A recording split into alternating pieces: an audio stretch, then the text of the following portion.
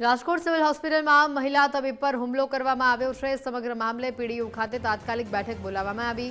PDU dean અને resident ડોક્ટરો વચ્ચે બેઠક યોજાઈ। બેઠકમાં ફરિયાદી મહિલા તબીબ અને પરિવાર ઉપસ્થિત રહ્યા। જુનિયર ડોક્ટર્સ એસોસિએશન પ્રતિનિધિઓ પણ બેઠકમાં હાજર રહ્યા। મીડિયા અહેવાલો સામે આવ્યા બાદ સિવિલ તંત્ર જાગ્યું છે।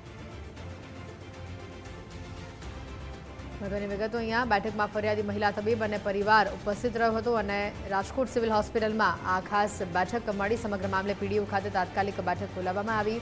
પીડીયુના ડીન રેસિડેન્ટ ડોક્ટર્સ વચ્ચે બેઠક યોજાઈ। બેઠકમાં ફરિયાદી મહિલા તબીબ અને તેમનો પરિવાર બંને ઉપસ્થિત હતા। જુનિયર ડોક્ટર્સ એસોસિએશન પ્રતિનિધિઓ પણ આ બેઠકમાં હાજર હતા।